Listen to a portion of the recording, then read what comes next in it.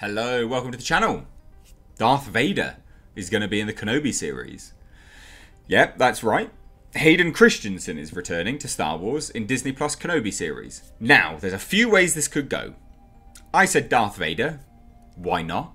Why could he not don the suit? You know, and have someone else voice him or come out eventually and... I don't know. There must be a way. Or flashbacks. Maybe. I don't know. However, because Kathleen Kennedy does call it the rematch of the century, I would imagine, absolutely, that he's going to be playing Darth Vader. But then I do think to myself, what's the point in having him back then? Because someone else is going to be voicing him. So it's an odd one, isn't it? Because on one hand, logic would dictate that he's going to be just in flashbacks, because it's Hayden Christensen, and he's not the voice of Darth Vader.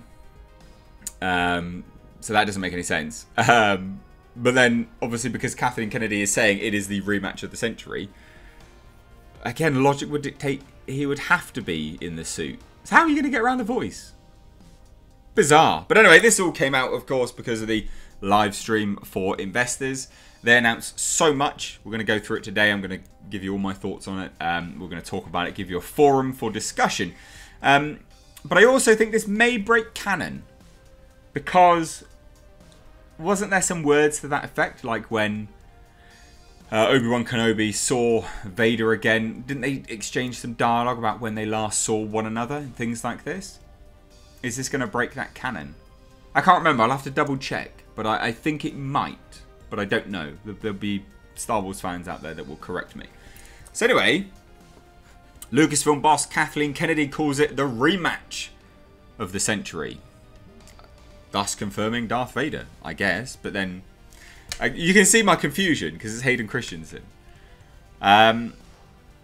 This article says it's the rematch that audiences didn't know they wanted. But Ewan McGregor's Obi-Wan Kenobi will get another chance to deal with Hayden Christensen's Anakin Skywalker in Disney Plus's Star Wars Obi-Wan Kenobi series. And again, because you might look at this and go, oh well, it's going to be set before then, isn't it? But it can't be, because it's titled a rematch. They've only fought once. So, I'm so confused. So confused. So anyway, on Thursday, yesterday, Disney announced Christensen would return to play Darth Vader in the project. Why though? Because he's not going to be the voice. Is he going to like flip up his visor or something? It's just going to be him there going, woo-hoo-hoo, but it won't be his voice. Ah, whatever. The two actors... you can see my confusion. The two actors were co-leads in 2002 Star Wars Attack of the Clones and 2005 Star Wars Revenge of the Sith, with Christensen Skywalker, the Padawan, being trained as a Jedi by McGregor's Kenobi. The duel in Revenge of the Sith, amid the volcanic lava of the planet Mustafar, was the climactic event that led to Skywalker's transformation into the franchise's central villain, Darth Vader.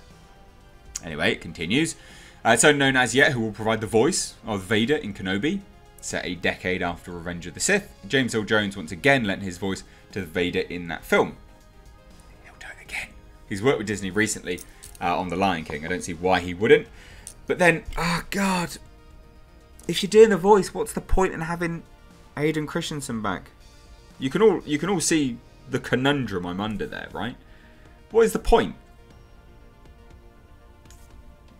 In footage screened exclusively for investors as part of the Walt Disney Co. Investor Day event, director Deborah Chow explained that the miniseries starts from a simple premise: just being a Jedi, it's not safe. Which we knew that anyway, because they weren't.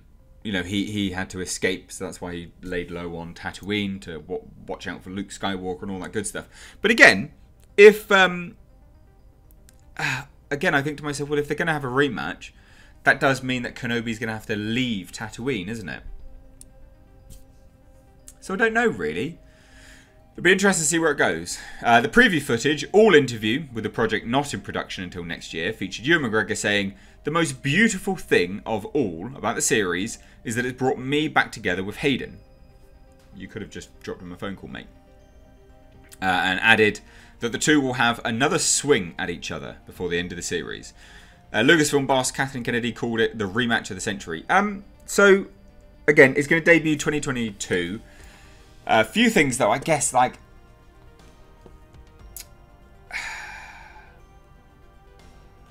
Supposedly it was going to be a mini-series. So maybe they've changed that as well. Like a limited series. It was going to be just a few episodes, like a 3-episode run or something like that. A 3-4 episode run. It wasn't going to be long. What's the point in getting Hayden Christensen back? My thinking about this is that they're just going to wreck Canon some more. Because the voice is James Earl Jones, right? He was the voice at the end of Revenge of the Sith. That was the voice that he had. He didn't have Hayden Christensen's. And if they're going to... if it's a rematch, then that means Kenobi's going to have to leave Tatooine. That's fine, I guess. But why get Hayden Christensen back? Again, the only downside I see to all of this is that it's potentially going to break canon. There's no point in having Hayden Christensen return, because if he's in the suit, which he's going to have to be, because it's a rematch of the century, he's going to be Darth Vader. Why get him back? Unless it's going to just be whipping off his helmet. And then you've got like a Judge Dredd Sly Stallone situation all over the place again, where people are going to be really pissed because they don't watch Darth Vader for Hayden Christensen. No one cares. You know, when the suit is there, you're there for the suit. You're there for the suit, the voice, the mannerisms. You're not there for Hayden Christensen, so it does seem a bit pointless. And then also there was the concern and worry that Obi-Wan Kenobi, got started but then got cancelled and then was in massive flux because it was just the scripts weren't very good. They didn't have scripts. They had to fire the guy who was working on it and start all over again. Which sounds like maybe some of this is left over from that. It doesn't sound well thought out, and it does sound, which Disney have a habit of doing, like it's going to break some canon, which will just piss people off, and that's not good. So I hand it on over to you. What do you think? Do you share any of the concerns I do? Hayden Christensen returning, all of that good stuff. Let me know down below in the comments section. It does seem pointless. It does seem pointless, doesn't it? Yeah? Yeah. And again, if you don't think it's pointless, then tell me how that's not going to break canon. If under what level you can have Hayden Christensen in, because I genuinely love to know.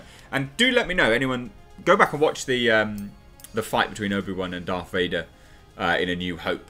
Is there any dialogue which indicates that they wouldn't have seen each other for that long? Let me know down below. If you're new here, do hit subscribe. Thanks so much. Take care.